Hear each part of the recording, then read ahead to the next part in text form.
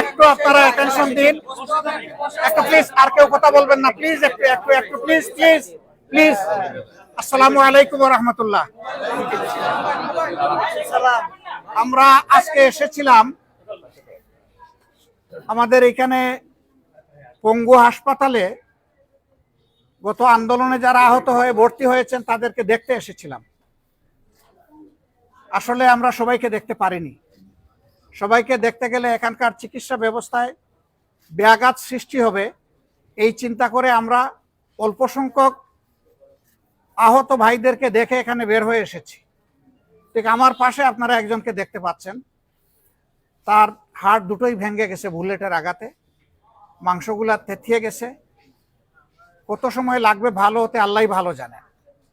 আমরা আশা করছি তার হাড়টা ঠিকবে, কিন্তু আজকে দেখে আসলাম কতগুলা পা চলে গেছে, অলরেডি অ্যাম্পুটেড, কাটা হয়ে গেছে। এরা জীবনে ওই পাটা আর ফিরে পাবে না।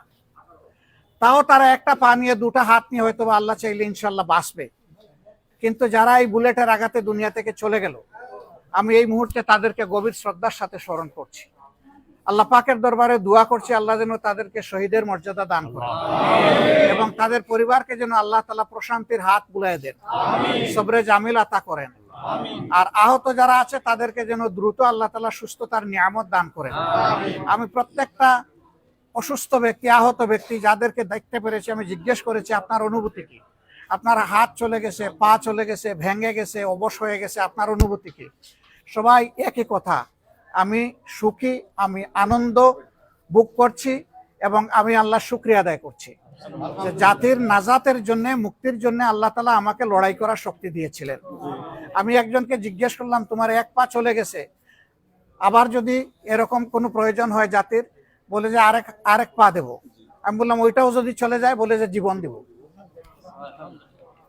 মানুষ যখন এরকম নিজের জাতির জন্য দাঁড়ায় যায়, এই জাতিকে কেউ আর দাবায় রাখতে পারে না এবং কেউ পারবে না ইনশাআল্লাহ। আমরা দোয়া করি বর্তমানে যে পরিবর্তনটা এসেছে এটা যেন প্রত্যেকটি নাগরিকের জীবনে স্বস্তি এনে দেয়, সম্মান এনে দেয়, মর্যাদা এনে দেয়। আমরা যেন দেশের ভিতরে এবং বাইরে নিজের পরিচয়টা স্বস্তির সাথে, গৌরবের সাথে পেশ করতে পারি যে আমি একজন বাংলাদেশী। আল্লাহ তাআলা যেন এই তৌফিক দেন। আল্লাহর কাছে আরো দোয়া করি আগামীতে যারা দেশ পরিচালনার দায়িত্বে আসবেন তারা যেন আবার জালিমের ভূমিকায় অবতীর্ণ না হন, একই রাস্তা যেন তারা অনুসরণ না করেন। এখান থেকে আমাদের সকলের শিক্ষা নেওয়া উচিত যে মানুষের সাথে জুলুমের আচরণ করলে পরিণতি কি ভোগ করতে হয়, এখান থেকে সবার শিক্ষা নেওয়া উচিত। এই শিক্ষা শুধু আওয়ামী লীগ দেবে না, এটা জামাতকেও নিতে হবে, বিএনপিকেও নিতে হবে, যারাই মানুষের জন্য রাজনীতি তাদের সবাইকে নিতে হবে, যাতে একই গর্তে বারবার জাতির পা না পড়ে। আমরা এখানকার চিকিৎসায় যারা নিয়োজিত আছেন, মাননীয় পরিচালক সহ তাদের সকলকে, চিকিৎসক, নার্স, টেকনোলজিস্ট, টেকনোক্রেট, আয়া যারাই আছেন এখানে সবাইকে আমরা কৃতজ্ঞতা জানাচ্ছি, দোয়া করছি আল্লাহ তাআলা তাদের মর্যাদা যেন সমুন্নত করে দেন। আমরা প্রত্যেককে জিজ্ঞেস করেছি ওনাদের চিকিৎসায় আপনারা সন্তুষ্ট কিনা, তারা বলেছে আমরা 100% সন্তুষ্ট, আলহামদুলিল্লাহ। এটা বিশাল একটা দোয়ার ব্যাপার। আমরা ওনাদের জন্য দোয়া করি আল্লাহ তাআলা ওনাদের মেধা এবং যোগ্যতায় আরো বেশি বরকত দান করুন, যাতে তারা দীর্ঘদিন জাতির এই খেদমত তারা করতে পারেন, মর্যাদার সাথে করতে পারেন।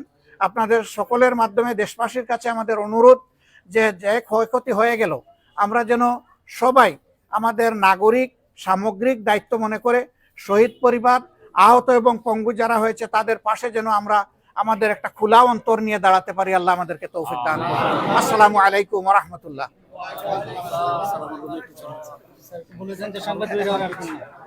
এখন ছেড়ে দিলে ভালো হয় না? আচ্ছা, আমি একটু কমিটেড। আপনার নার্সরা আমার সাথে একটা পিক নিতে চাইছে, আমি বলছি যে হ্যাঁ আমি সুযোগ দেব। এখন তারা যদি একটা ছবি নিতে চায় তারা নিতে পারে, আর যদি না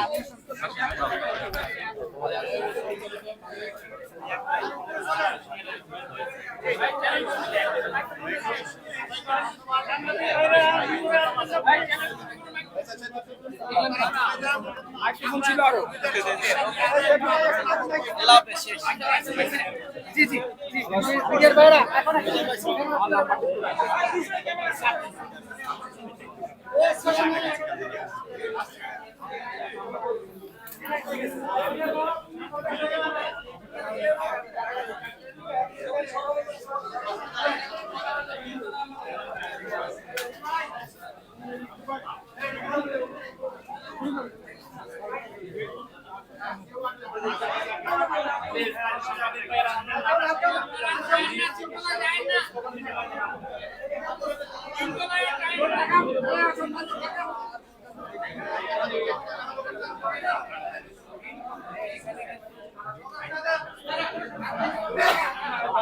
অফিসিয়ালি মিটিং হবে, অফিসিয়ালি কথা হবে, সবাই যাওয়ার দরকার নাই, হসপিটাল পার্সন তারা যান।